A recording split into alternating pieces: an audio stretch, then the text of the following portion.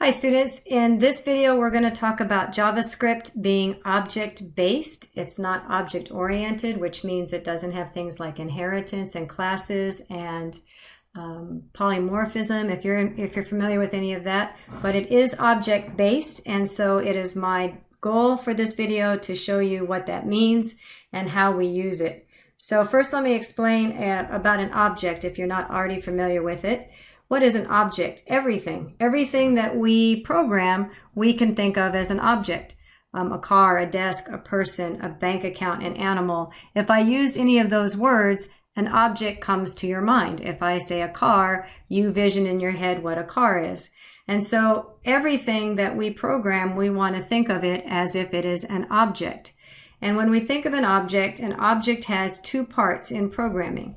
It has properties and it has methods. For example, properties are, you can think of them as nouns. So a noun that would describe something like a car has a color. A car can be green. A car can have 4 doors.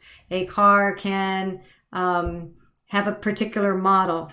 So anything that is noun, that's something that describes your object. A desk can have a color, a person can have an age, a person can have a name. All of these nouns are what we call properties. They're usually a single value. Methods are verbs. Methods are things that the object can do. Like if you want to think about desk can't do very much, I suppose. It can be shoved forward. But let's look at a car. A car definitely has things it can do. A car can go forward, a car can stop, a person can talk, a person can breathe. Anything that you think of, a bank account debits and credits. It puts money into your account, it takes money out of your account. So anything that you think of that is a verb, things that it can do, action, that is a method of an object. And so every object is unique, and every object can have one or more properties. Every object can have one or more verbs. So with that in mind, let's jump over into some JavaScript. All right, so to get started, I'm going to go to w3schools.com and I'm going to type into the search bar HTML DOM. Okay, DOM is Document Object Model. And let's just look at W3 Schools, JavaScript DOM. This is where I want to be. JavaScript HTML DOM. So this is a good reference. It turns out that, let's see how this works. It says that the HTML DOM is a model constructed of a tree of objects. Now these are things we've already been working with. You've already been dealing with lots of different elements in HTML, such as the HTML element or a body or an A tag or a form or all of the elements that you've already been working on. Well, now what we want to do is we're going to think of those elements as an object. Just like we saw before, an object, all of these objects, all of these elements have associated with them both properties and methods that we're going to see very shortly. And it's through this DOM, this hierarchy of objects, that we're going to be able to do these things that you see bulleted here. This will give us the ability to change HTML elements. It'll be able to change CSS stylings, remove elements, add elements, create new elements, create new events.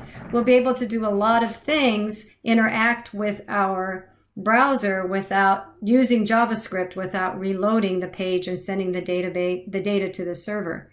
So this will be a little bit more description. And here again, what is the HTML DOM? So the DOM itself is a programming interface. In other words, it's a way for us via JavaScript to utilize what we used to call elements, HTML elements. We're going to now call them objects. And we're going to see that an A tag, for example, has both properties and methods and events. In other words, things that it can respond to or that it can create so that JavaScript can manipulate it. So that seems like a lot of jargon. Let's jump in and try and figure out what that all means. All right, so let's click on our search tool and let's type in window object. Okay. And while I'm waiting for that to load, let's see, well, here we go, Windows object. That's what I'm wanting to click on here. So what I want to show you before I get into this particular page is, I'm going to spread this open a little bit. And if I'm going to show you my picture here, the DOM. So it turns out that we just got done saying that the DOM is a hierarchy of elements. In other words, some of these things we've seen before, but we haven't really looked at it in these terms yet. So the main parent element, the top of the chart, if you will, is the window object. And the window object has children, if you will, just like we've had children elements of our HTML. The window has children objects underneath it. Frame document, that one kind of sounds familiar already. We've seen it in some videos. Location and history. And it turns out that document, in fact, is the HTML that we work with. And the document also has many children elements or objects that we've been working on. Form elements should sound familiar. Anchor elements like your ahref tag. Images. There's lots more that are listed underneath it. This is just a small subset, but you get the idea. All of the elements that we've been working with are objects that are all children of the document object, that are children of the window object. So it kind of just sort of like following a tree from the roots up. The main root is called the window, and then it branches off into other large supporting branches, and each of those branches branch off into smaller branches. But you have to go from the root up the trunk to the main branch to get to the smaller branches, just like your file structure in your whatever operating system you're using. All right, so let's get back to this idea. So we're going to start with the window object. And you're going to see that my screen is slow. Computer's having a hard time doing all of these things. So the window has properties, just like we talked about. So property closed retains a Boolean value indicating whether a window has been closed or not. So that's a property. It returns a single value that's describing something about the window. Some of these things, let's see, let me keep going. For example, document. Document returns the document object. So like we just talked about, going down that hierarchy from windows to document, this particular property returns the property of an object. I'll get a little bit more detailed about that in a minute. I'm just bringing to your attention that some of these window properties are returning a value, and some are returning an object or a child down the chain. Let's see, let's try to do something simple. Here's one that says inner height, returns the height of the Windows content area. Let's mess with that one for a moment. So we will return a property. Let's just see it in action. So I'm going to go into my index.html that I've already created. And I'm going to write a script tag because I'm going to write some JavaScript. And script. Okay. And within this, I'm going to do well, we've already seen some examples in the intro video of document write, so I'll elaborate on that in a minute. But for now, let's do document write, and we're going to put the name of the object. And when we want to get to an object's property, in other words, we want to return this inner height value, we use the object's name, we put a period, and then we use the object's property, inner height. We've got to spell it correctly with the right case. Okay, and then I'm going to save it, and I believe that one of these pages, I have too many of these open.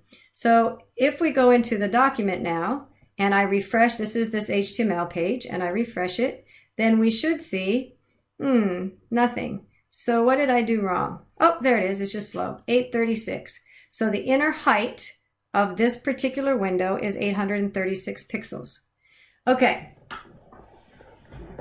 so let's take that another step. Let's look at Windows.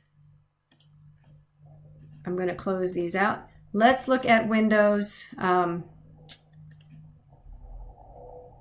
methods. Sorry, too many things going on at one time. All right, so if we scroll down here a little bit further, we're going to see, painfully slow, but nonetheless, there we go, window object methods. So these are all the things that methods that a window can do, right? So one of the things we've already seen is that a window can alert, and we've already seen this, right?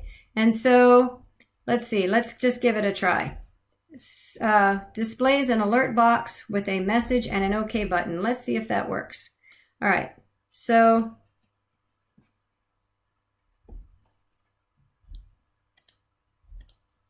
I'll comment this part and I'll say example of a window object property. And then here we'll do example of a window method. And it says we can do, I'm going to do that just like we've done here, window alert. And then if we put something in it, like, in fact, you could always, and I didn't do that, but of course you could, oops, go back to methods, and then if I click on the alert, it would give me some more information on how I utilize that method. And as that's loading, we already know that I can put something in it, a string like hello world. And then if I save it, it gives us displays an alert box, gives us an example of how that method works. If we put a string inside the parentheses, it'll display the string. And of course, if you go down here, it'll give you more details about that. I think we've used it already, so I'm going to go ahead and launch this and see what happens. Sure enough, hello world. And I'm going to click on OK, and then we see our property. So this is a good example so far of a object window, which is our very highest root, if you will, object. And this is an example right here of a window objects property. And here is an example of a window objects method.